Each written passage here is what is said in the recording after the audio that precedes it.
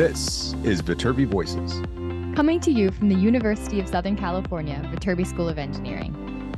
We're here to give you the inside scoop on research, classes, student life, and so much more. All of these shared by students, faculty, alumni, and other members of the USC community.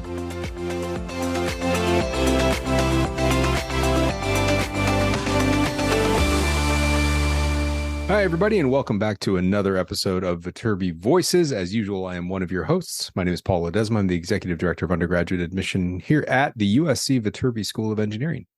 And hello, everybody. I'm your other co-host, Maya, currently a senior studying Industrial and Systems Engineering here at the Viterbi School of Engineering. Oh, and I hear that knock on the door. It looks like we've got a special co-host, returning co-host, superstar.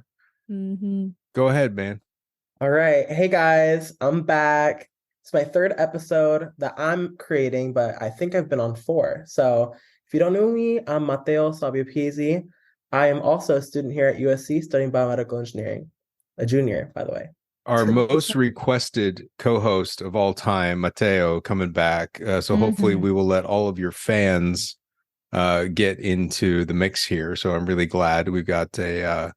there are Swifties, there are, part of the Beehive. There's all sorts of fan bases, but Mateo's fan base, the Mateonites, I'm making it up. I don't know. Mateonites. The Mateonites. You already know they're waiting to listen to this podcast. So super exciting. All right. Well, how's everybody doing? Maya, are you looking good? I saw you today, but we didn't have a chance to talk. You were rocking it in your speech. You gave a talk to Parents Weekend. We're recording this in Trojan Family Weekend. That was great. Great job. I loved it. Right. Thank you. Yeah, I was a little bit nervous going in, and then I wasn't sure that there were, I was very surprised that there were that many people there. I don't know what I was expecting, but it wasn't that. It's definitely different talking to people on a microphone in person versus on the podcast, because then now my listeners, I just talked to Paul and Mateo and other people on the podcast.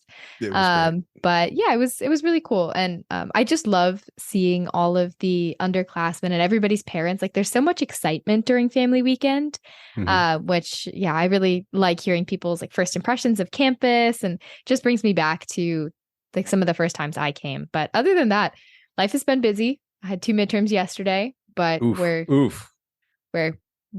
getting through it. We're doing it. Yeah. Mateo, how about you? What's happening? How you holding up? It's good. It's Friday at the time of filming, so the week is over. I think I'll go to Off-Stars later today, but yeah, some projects I got to finish up before fall break, and then we're in the clear, I think. Okay. Good stuff. So I'm curious, quick question before we dive into everything here. Trojan Family Weekend, historically back in the day used to be called Parents Weekend, which is essentially what it is. But, families are made up of lots of different types of people. So Trojan Family Weekend, what is your 2 individual experiences with Trojan Family Weekend? The reason I ask is I was talking to a few parents today, and they were both parents of first-year students. They're like, so what's the deal? Do I come back every year? I'm like, well, that is such a personal question on what you want to do and what your students feel like. So I was going to ask you guys, because everybody has a different experience. There's no right or wrong way of how families address Trojan Family Weekend. Yeah, so I am originally from Wisconsin, which is a little bit further, definitely a hike to come down. So my parents came the first family weekend they could, which I think was my sophomore year, because freshman year, COVID, very sad. But they really enjoyed it. And all my friends, we always do a brunch with our parents, and that's probably my parents' highlight. And they also came last year, but this year, unfortunately, they're not here. Just kind of a personal preference. My mom is actually in the Philippines right now, traveling for work. And my little sister started school at the University of San Diego. And her family weekend is 2 weekends after ours. So they're prioritizing that. And then they'll just come visit us 2 weekends later. I was you don't need to come the actual family weekend, is what they were thinking. They're just going to come a little bit later. Awesome. And Mateo, how about you? Yeah, so my parents have not come for a family weekend yet in the 3 years that I've been here, but that's all right. That's okay. I spend a lot of time with them in the summer, and I'm gonna see them next week when I go home for fall break. So Mm-hmm. they come and Oh, pick me up from school at the end of the school year. They love to see my campus then. So I'm yeah. not missing out on too much, but I do want to take them to a football game at some point. Mm-hmm. Yeah, my dad has all of his, I think the USC schedule for next year, the Big Ten one was just released. And yeah, my dad will definitely be making more trips to USC. My family's very excited about USC joining the Big Ten with like all the like Minnesota, Wisconsin, all of those games. They're very, very excited. Awesome. Good stuff. Well, hopefully we'll have a great weekend this time, and all the parents that are visiting, I hope they're enjoying themselves. But let's dive into this episode. Mateo, this is yours. You bring us this whole thing. So what do we got?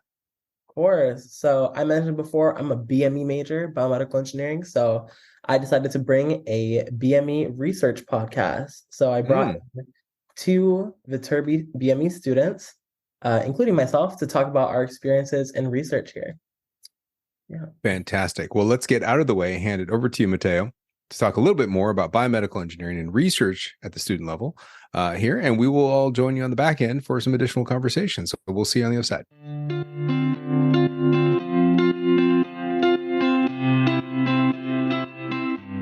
Hey, everybody. Welcome back to the Viterbi Voices podcast. This is your current host, Mateo, and I'm here, and we're going to have a conversation with Celine and Jaya discussing BME research. So if you don't know what BME is, it stands for Biomedical Engineering, and all three of us here are majoring in it today. And I brought my friends here so we could have a discussion about the research they do on campus, some of the ways they got into research, what their future plans are, and also some tips for you guys on how to get involved. So without further ado, we're going to start with introductions. I'm going to start with myself. My name is Mateo Sabio-Piesi. I am a junior studying biomedical engineering with an electrical engineering emphasis from Menlo Park, California, which is in the Bay Area. Some of my involvements at USC include being in the Society of Hispanic Professional Engineers, where I serve as the Director of Community Outreach to put on events for the local Los Angeles community. I'm also in the Associated Students of Biomedical Engineering, and I'm also working as a residential assistant for USC Housing. This past summer, I did research at Keck Hospital, where I did medical image analysis research.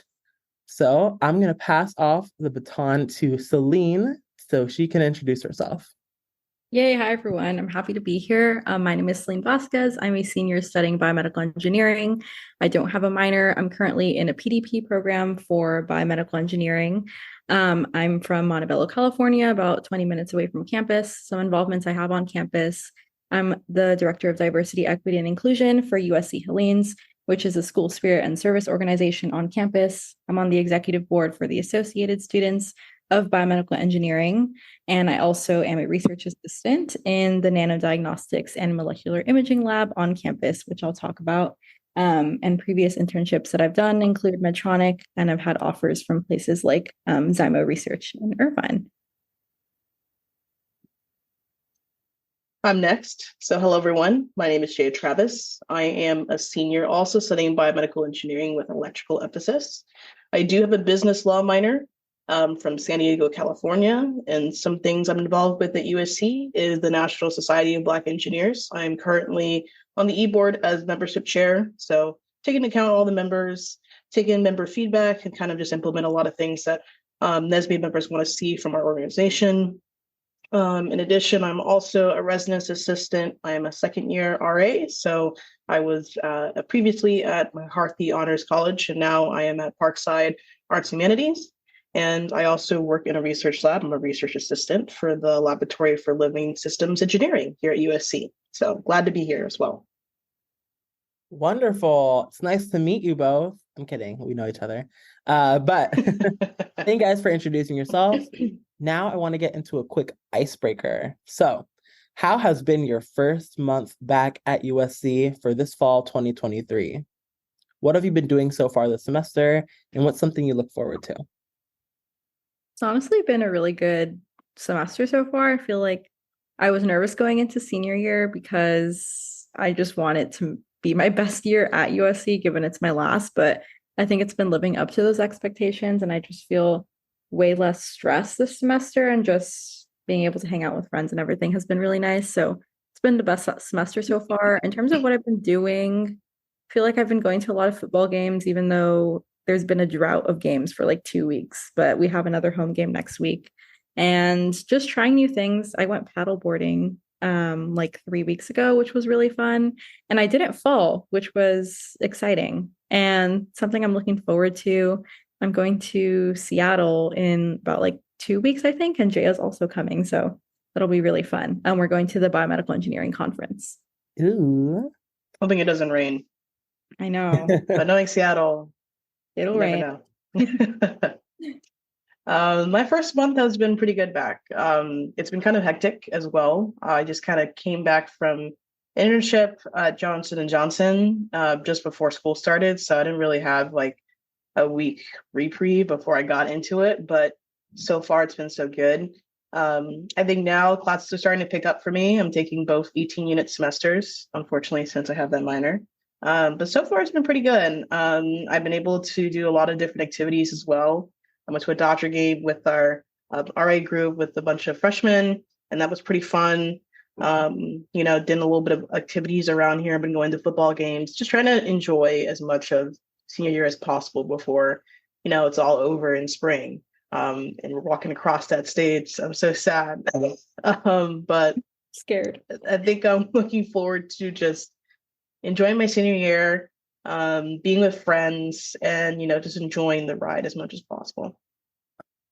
I'm gonna miss you guys so much. I'm scared to graduate. Gosh, there's so much ahead of you guys. You guys don't. I don't think it's hit me yet. I think it's just like, oh, it's fall. It'll definitely hit in the spring. Yeah, I think once you get to that like April almost period where you're just like, oh my gosh, it's like a week left of school left. Yeah. Literally, you guys have some decisions to make for sure, but you'll figure it out. For me, my month back has also been pretty hectic. I am an RA, just like Jaya said, and it was interesting for me to go from my research job straight to my RA training, which took like 2 weeks long, or actually 1 week, and then they moved in. So that was a lot, but it was really sweet to get to learn the names of my 49 residents. And it's great to have already started to build a community around here. Some other things I did, I went to Universal. I also have held some outreach events for my club, and it's really nice to get back into the groove of things. I'm also starting my electrical emphasis. Well, at least like starting to take some classes for that. So it's interesting. We'll see if I like it. If not, the emphasis might be gone, but who knows? I'm going through it right now. So we'll see what happens. You'll get through it. You'll get through it. I will. It's new. It's all new though. And something I look forward to, I'm going to the SHIP conference in early November. So if any listeners happen to be going, hit me up. Before we actually start the podcast, it's also fun to note that me, Celine, and Jaya have been on a podcast previously called Housing at SC. And so it's a nice little reunion episode. We had some like open-ended things there where we're like, oh, is Mateo going to get the RA position? He did. And so did Jaya. So we got hired back. I'm back in the village, just like I wanted. And we are ready to move on. So now I'm going to ask you guys questions. You guys can answer however you'd like. So tell me about your research. Yeah, I can go ahead and get started. So the formal name of my lab is the Molecular Imaging and Nanodiagnostics Laboratory, but for short, everyone calls it Z-Lab. That's because our lab is led by my principal investigator, also called a PI, Dr. Zavaleta. She's awesome. She's a big Disney fan, everything Disney in her office and also around the lab. So it's a really fun space to be in.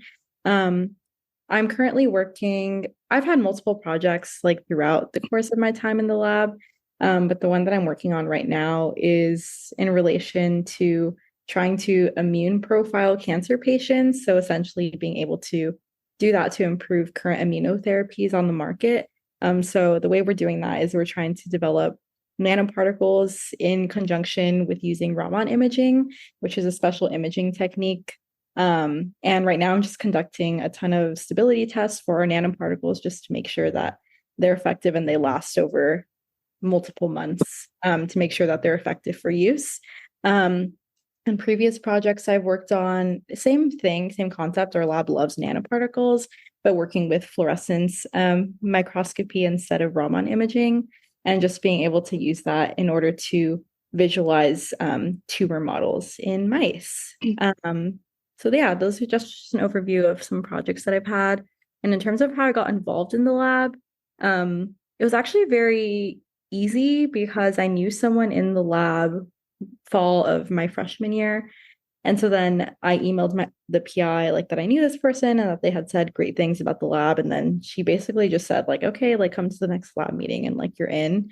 So like that's one way to do it, just like cold emailing professors, but we can talk about it later. But Viterbi and USC as a whole has a lot of research programs where you could get like matched to a lab instead of cold emailing. Yeah, but that's just a little bit about my lab.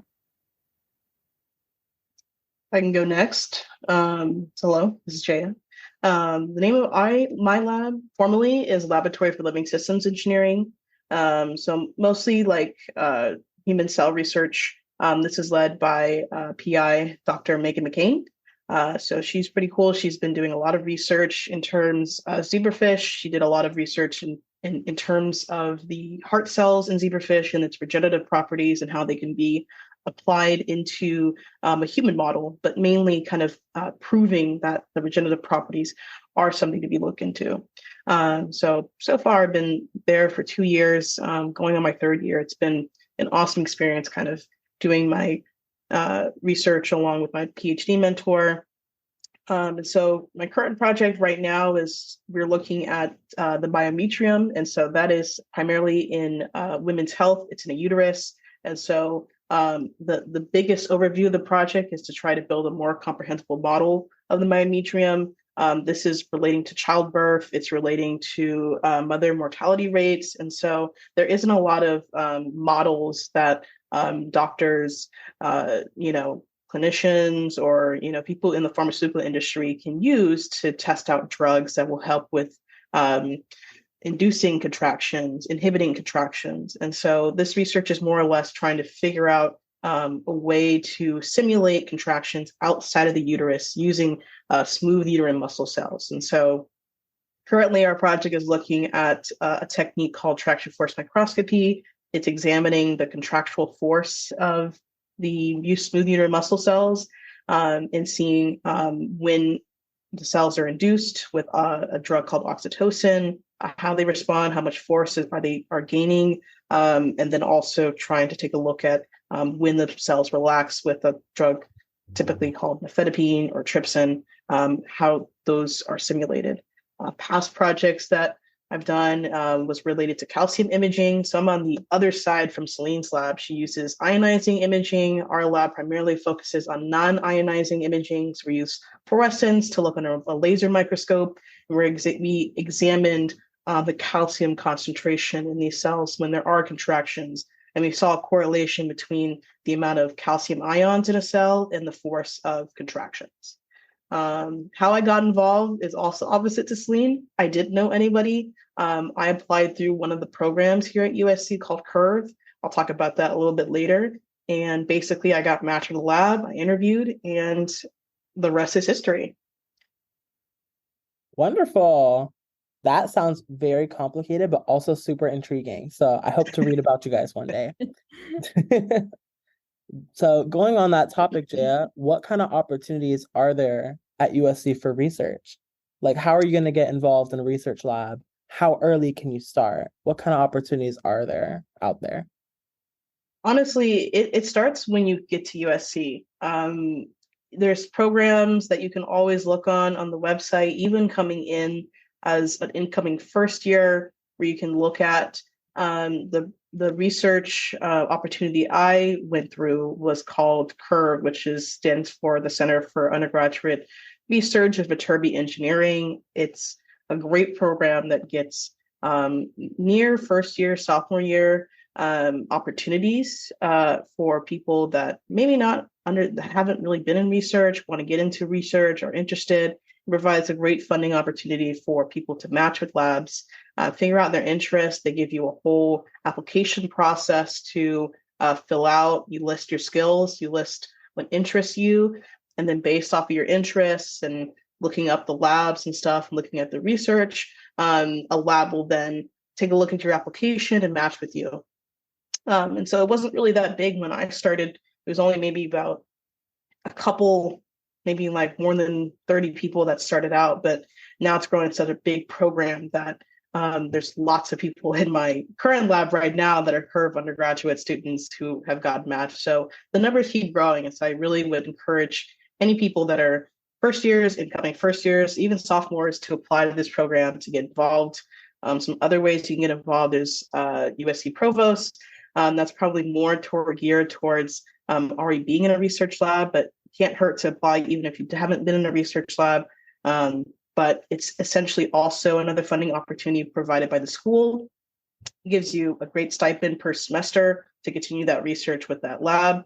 And essentially, there's also just going through the old-fashioned way, which is going through your classes, figuring out what teachers you're very much interested in and what research that they're doing, and kind of taking their class, getting involved with some of the things that they're doing, and following up with them and building a good, strong connection with your professors, and then kind of getting in through that way. There's also other opportunities like women in engineering scholarships. So it's really just trying to take a look at some of the opportunities, some of the scholarships that USC provides, because there's tons, regardless of your background, and even just kind of working from your classes. Yeah, I would say that USC is really great in terms of having a lot of funding, especially starting out as a freshman in research. I will say there's also a lot of funding, like Jaya mentioned, for continuing researchers. So even if you're a junior or senior, you can still get paid for your research. I'm currently, the expanded curve to be not only for freshmen, sophomores, but also for junior, seniors who are in continuing labs. So I'm currently in curve right now, getting funding through that. I've also had provost before. There's also summer programs. There's one called Bugs. It's Bridge Undergraduate Research Program, and they give you $3,000 to do research over the summer at USC, which is really nice. Highly recommend applying to that program. It's basically for people who have a lab and then want to get funding for the summer, but it's a really great opportunity. And I know Mateo also mentioned like when people typically start getting involved in research. And I will say that I wouldn't be too panicked about trying to do research as a fall semester freshman, just because you're trying to get used to your classes and just being used to not being around your parents, doing everything by yourself. And so that's why I opted to start in the spring. But I know there's some freshmen who are really interested in getting started right away, but I would just say choose whatever feels right for you and whatever fits your timeline, because everyone's is different. Wonderful. Yeah. I started like sophomore year, so for context. Lots of great information out there. I've also done some research, but not a lot. So I can mention it really quick. I was part of a lab called the USC Institute for Technology and Medical Systems Innovation, led by Dr. Gianluca Lazzi. And the lab is located on Keck Hospital's campus called the Health Sciences Campus. And so it is like a 30-minute bus ride from USC's main campus. And so I was only able to do this during the summer. So the way I got involved in this program was I saw an email from one of my advisors, and there was an application for the USC Center for Neuronal Longevity summer research experience. And so they advertised a 8 to 10 week program, which was paid hourly for your people to do research on their own schedules. You would also get matched to a lab based on your interests. So there was lots of essay questions in the application.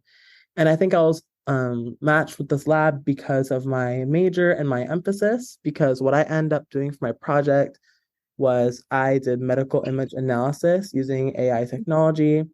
I specifically studied morphometric measurements, even as small as like circularity, length, width, things like that, circumference, just to use those morphometric measurements to analyze medical images. So you can imagine like taking a picture of a neuron using a really powerful microscope and using the AI technology, you're able to, instead of manually doing it yourself, you want to like analyze the images based on their features. And the reason why we want to do that is because like while using electrical stimulation, you want to see the changes that occur on these whatever it is you're studying, neurons. I specifically use images from like the cat sciatic nerve.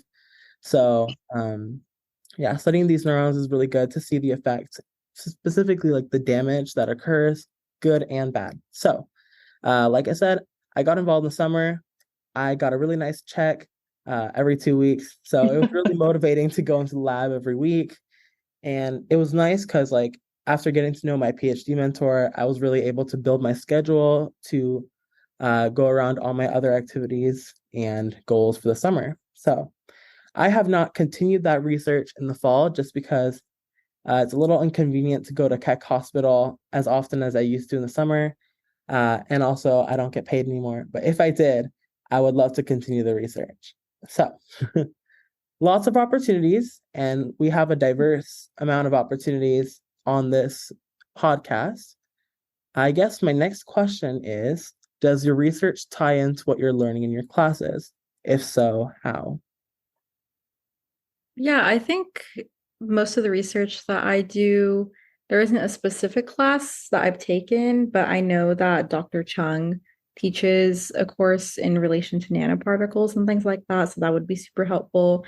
I know Dr. Z, who's my PI, also teaches a course on ionizing imaging techniques, which would also be helpful for my research. But I will say, in terms of classes that I have taken, probably my biology courses, just being able to understand like the processes of cancer and how that manifests itself in the body. That is helpful in being able to understand why certain things happen in relation to my project. So that is what I would say has been most useful. Yeah, I'm seconding Celine. I would say that my PI, Dr. McCain, does teach her like field of study in BME at a little bit of higher level. So she does a little bit more of the human cell research stuff for undergraduates. So if you're interested, take that class. I would say the classes I've taken through the course of my years hadn't matched up until this year with biology. And so some of the things that we were doing in the lab, when you kind of get results on certain cells, you want to learn more information about the genes of that cell. So you're taking DNA, RNA samples, sending them off to be processed. And so currently for biology, we're doing a project relating to DNA extraction. And so the techniques that you're using with centrifuging, getting and extracting DNA from all the other, cell materials is the same techniques that we're using in our lab. So there's definitely a lot of crossover when you're taking BME or doing any type of like research. There should be at least one crossover class that you may take. Sometimes it doesn't work out that way, but just know that depending on where you want to go, those skills are going to transfer over in some capacity. Yeah, absolutely. Speaking about the skills, like my lab and my project mostly involved programming. And so of course, like I learned programming in my classes. I specifically took a class on C++ as a prereq for my electrical engineering classes, but my lab used Python. However, the skills are transferable just because like programming languages, excuse me, are really similar. And to learn one, it's easy so that like you can learn one and it will help you learn another. That's what I'm trying to say. And I have taken a class specifically called Biomedical Computer Simulation Methods. It's BME 210. We've all taken it actually. And it was a good class to have applications and programming. The class is literally called Computer Simulation Methods in Biomedical Engineering. So one of the projects I can recall is like modeling intraocular drug delivery. And it was interesting because like my work used like programming about the eye, and this project specifically was like programming with the eye. So yeah, there's lots of connections in my coursework, so it was nice to like learn about these things. And Celine mentioned biology, and yeah, same thing. I learned a lot about like neural pathways in biology, and so it is relevant from the research I'm doing. My next question for all of us is, has your research gotten you any opportunities that you haven't expected or something that you were able to get from it? Maybe you presented your research somewhere or yeah. Yeah, well, oh, Go ahead, sorry. Celine. No, you're good. I would say that the biggest thing that research has brought me is just being able to understand my fit within BME and my certain niche within BME, because I feel like BME is such a big field and you can go the medical device route, you can go the business route, you can go the consulting route. But specifically, I knew that research was the fit for me. And so then that just got me connected to a lot of different opportunities. And so one of those was an opportunity last semester that I took, that I applied to, and I was able to go to Stanford just to look at their research programs and preview their PhD program, which was really amazing. I also learned about Fulbright through research. I'm applying for that. Hopefully I get it, fingers crossed. But even if I don't, just being able to be exposed to those different opportunities within the research field, and also has helped a lot within job interviews. I talked about it when I interviewed for Medtronic, just how I was able to use research skills and how they were transferable to a more corporate type of setting. I also interviewed for Zymo Research, which is a research company in Irvine, for an internship this past summer, and they really were intrigued about my research and just asked me about my research, and I got an offer even though I didn't take it. Just being able to use those skills that you learn in your research lab and being able to apply them to other fields is something that's really, really useful. And it's something that it takes time to learn how to do that, but by being able to be in a lab for a long time, being able to learn how to network and use your transferable skills has been really helpful for me to get different opportunities. I'm crossing my fingers for you, Celine. Thank you. Yeah, I'm also seconding Celine. I'd say there's two things that the opportunities have got me that I had not expected. Like Celine was saying, it is very transferable with internships and interviews. Primarily, my research experience was the driving force that was able to get me my first internship at Johnson & Johnson MedTech. My interviewer had also done research in that capacity with cells, human cells, when she was in undergrad. And so we were able to really connect with the same experiences and the same type of skills that we had learned from that research that we've done. And so some of the technical skills I learned during my research were applicable to the application that they wanted at my internship. And so mainly that was the driving force as to how I got the job and how I'm able to continue the job because of the skills that you're able to learn there. So really, it's a good opportunity, especially if you're wanting to be in an industry environment where it's morely focused in research and development, because a lot of the skills that you're learning, not only technical skills, but also social skills with working as a team, leading a project, and basically kind of just being able to do your own independent work without supervision. And so that's mainly what research is kind of teaching you about, not just the technical skills. So the second opportunity that I had not expected, I was recently published as an author on a paper. When going into it, I didn't really have this expectation. I was just trying to do research, interested in the idea and the project title and just kind of like the surrounding subject matter. And there's definitely a lot of fruits of your labor in research. There's a lot of opportunities to be able to become that independent person, to be part of something a lot bigger than what you started out at being. So just knowing that you're getting into research, there's going to be a lot of opportunities for you at the end of the tunnel. Yay, Jaya. Papers are hard to get, so that's really impressive to everyone listening. I was joking about it earlier, but now I actually get to read about you. Yes, look up my name. It's for the calcium imaging. So that also kind of used MATLAB stuff. So it was a big portion of what I was doing for the past 2 years. Wow. Incredible. I'd say for me, you guys nailed it for sure. Like research has gotten me project experience, which is something you don't really get from BME classes that often, at least in my experience. And like that project experience is really relevant for me. So I can talk about it in job interviews, hopefully this year, so I can land something next summer. And just in general, it has taught me a lot about like independent work and what research is really like.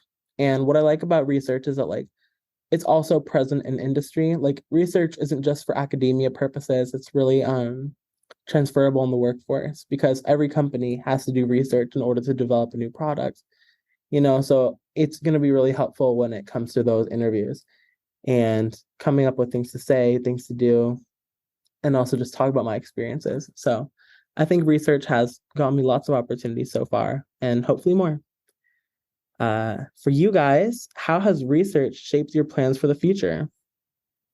Yeah, I think freshman year, you don't really know what you want to do after graduation. And I feel like you still don't really know what you want to do until you're a junior. And I know that sounds scary, but it's really the reality of being a college student, because you don't get to experience everything until you're an upperclassman and you get to find out what's right for you and what's not right for you. And so I tried out medical devices. It wasn't for me.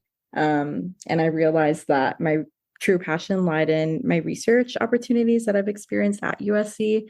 And so that's when I took a chance, as I was talking about earlier, for applying for a Stanford PhD preview program. Ended up getting in, and going there was just really surreal, especially because the program was specifically for minority students, specifically Black and Hispanic students. And so just getting to go there was really amazing, and seeing the support system that was available there was really cool to see, and made me realize that a PhD program is a space that I could fit in and that I can succeed in. And so hopefully I'm taking a gap year after graduation, and then I will be applying for PhD programs, specifically in biomedical engineering. I do still want to do things in relation to cancer research, also on the drug delivery side of things, which is kind of what I'm doing now. So yeah, that's the plan, PhD. And then after that, I do still want to work in industry, but I want to go into biotech. So companies like Genentech are what I'm aiming for after I get my PhD. Yeah, seconding Celine, not exactly the same experiences, but I am currently applying for graduate school, both master's and PhD. And so basically both my internship experience and my research experience here at USC has shaped where I want to go in terms of career. I kind of was more interested on the med device side. That's primarily why I chose doing an electrical emphasis. A lot of the different applications for medical devices require a bit of a more mechanical electrical background. And so, yeah, I just kind of enjoy kind of doing the med device stuff. A lot of the applications that I'll be taking from my cell research are going to be applicable inside my med device research that I want to pursue. And so even though I may not exactly quite go into cell research in the future, I'm more interested in the aspect of the skills that I learned, the applications I've taken from that, and being able to apply it to my own project. So kind of taking the skills of heading your own project, looking at a project, really kind of figuring out a way to plan out your project, because that's important, is what I'm hoping to take to my next journey. All right. And what is the biggest thing research has taught you? I think the biggest thing is to be patient, because experiments are going to fail and you're not going to succeed the first time a lot of the times. And I think at first, like freshman year, sophomore year, I was like, oh, like there's something wrong with me. Like if my planned experiment like is not working out and like the data is not looking like how I think it should be. But that's part of the research process. And like if you talk to PhD students, like they go through that too. So just understanding that it's a trial and error sort of situation, and research is not perfect, even though that's what I expected going into it. So yeah, I think just patience for myself, just being able to carry out experiments and not being afraid of trying them again. Also reaching out for help, because when you enter research, you're not going to know everything because nobody knows everything. And so just being able to reach out to your mentors, even like your undergrad peers, and when you don't know how to do something. I always have trouble with dilution calculations for some reason. So That's so the truth. I was like, even, oh the simple man. things when like you need to make a certain dilution of a certain solution. Sometimes I still forget how to do it. So just not being afraid to reach out for help, I think, is also transferable to other things like BME as a whole. So yeah, those are just a few things that I've learned. Yeah. Just like Celine, I also learned patience. A lot of research is a lot of trial and error, and you're going to get a lot of experiments that are not going to work as well. And so you got to go back and retrace your steps. I can't count how many times we've done it in my research lab where, man, we probably something along the way with media change, it was probably there, or hey, the dilution didn't work, or the certain drug is not dissolving, so that we can accurately put in a good solution, a good concentration for our cells. I'd say a different type of thing that research has taught me is how to be more independent. And also kind of on the opposite side of Celine is kind of heading your own project and learning to be a self-starter. And that's mainly what research is doing, is taking a project title that you're interested in, going about it and going full into it and researching everything about that project, looking at review papers, looking at any type of sources that you can to understand more about that project. And that's really transferable into your industry, real world experience when you do get into a job where you're going to want to be a self-starter. And that's where a lot of companies are going to look towards you to kind of be able to head your own project, to be able to go and do your own research, to go figure out the answer and try to find it, if it's going to reach out to peer members or if it's just going to be your own independent study type of thing. And so I think that's probably the biggest thing that has taught me. I think it's been really applicable with my research and my internship experience, because a lot of it was hands-off. It was, here's the project, go ahead and look into all of our processes and try to figure out what to do. And so it was really on me to try to start that project myself and to keep going. And there wasn't really anyone looking over my shoulder to say, no, it's not that solution, it's the other solution. So you got to kind of work on that. But you always have your PhD mentors, you always have your PIs, you always have your peers and coworkers to kind of lean on and ask questions about, and that can help you to guide into a possible solution to a problem that you face. All right, guys, what an insightful conversation about BME research. You guys almost have me wanting to go back into research, but I got other things to worry about right now. You guys are going to be doing big things. Jaya and Celine, look them up. Jaya Travis, Celine Vasquez, in a couple years, they're going to be like the biggest like PhD doctors. All right. I can't wait to call you guys Dr. Vasquez and Dr. Travis. All right. Oh, that's a nice ring to it. Right? Yes, literally. As for me, who knows? Maybe I'll go into research in the industry. I plan on going into industry. Not sure which one. But maybe med devices, maybe pharmaceuticals. Either way, my research experience has taught me a lot, and I'm sure it's taught them as well. So with that thought, thank you guys so much for joining me today. It was really nice getting to chat with you guys and speak about your experiences in BME research. All right. Can we do a really quick fight on? 3, 2, 1. Fight on.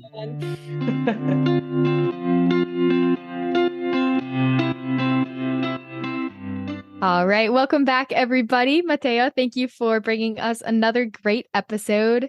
I love hearing about research. I know that was probably my favorite thing when I was like looking at schools, was hearing about all the different projects that the students were doing.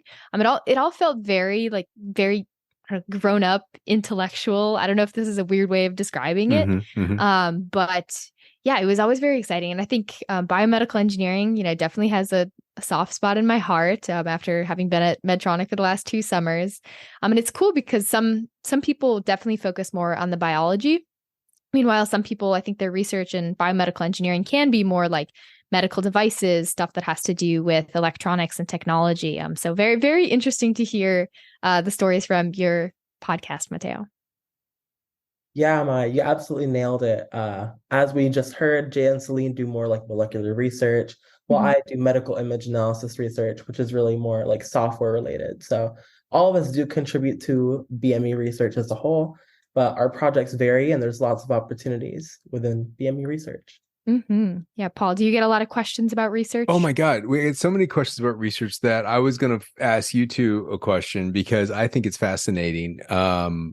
Which is, Mateo, I'll start with you, but what was your definition or understanding of research when you're going through, and I put research in air quotes, which I know no one saw, but the idea of what was research? What did you think research was? What did you want to do it? Why did you want to do it? What did you think it was? And then now that you've been here and you understand a little bit more, what is it really? And how Mhm. does that differ based on kind of like where you were senior year in high school, going through the admission process, asking questions about research? Right. So I think a lot of people, like you said, they like think of research. Maya said this too, before they come into college and like, wow, research. I think before I came to USC, I thought research was like looking up stuff online, like a research paper, like I didn't have that kind of understanding of what research actually was. And so when I came to USC, I didn't start research until the summer of my sophomore to junior year. So really late, at least not too late, but I Mhm. started not at the beginning, like a lot of my peers. And the peers that started early, they're always like talking about their research, or they're saying like after class, oh, I'm headed to my research lab. Uh, I didn't envy them, but I really saw their projects and I thought, wow, this is really nice. I would love to get involved in something like this someday. Mhm.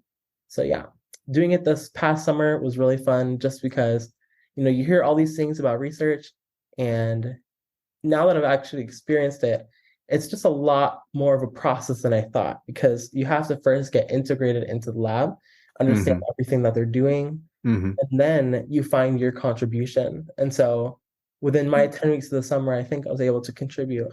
But it took me a while to get integrated. And then when I was in, it was really fun. Mhm. That's great. Maya, what are your thoughts on that? Yeah. So what first comes to mind, like when I was first introduced to research, was actually senior year. I was involved in a course called AP Research, which I don't think is offered at many schools. It was my school's first year of offering it, but throughout the whole year, we pretty much made this big literature review. So that's what I thought research was. And for those of you who are not familiar, a literature review is just it is pretty much like Mateo said, like reading a lot of articles. I guess not off Google, but reading a lot of scholarly articles and then summarizing those and synthesizing the different perspectives that they're saying. So pretty much like this is like you take a research question in a field of research and you're like, this is what other people are saying about it. And then like from what they're saying, you draw your own unique perspective, like drawing from multiple different people. And then I think, yeah, coming into college, then I got involved with research very early because I really had enjoyed my experience and it was something that I knew like coming in. And yeah, initially I was also working on a literature review, and I think my research project was a little different than some people's, in that I was working with a group of social workers and a group of computer scientists. So it was this big interdisciplinary project. And yeah, I think I really liked it, but I don't know. I think I had wished it was maybe a little bit more technical in my experience. And it took like doing the doing research for a summer to realize like maybe this wasn't something that I wanted to do long term.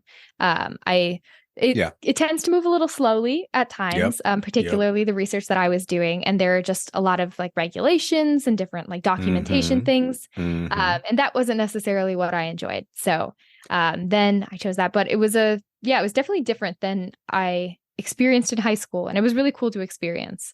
But yeah, I guess now I have a keen interest in like all the technical research projects, and the more like physical research people are doing.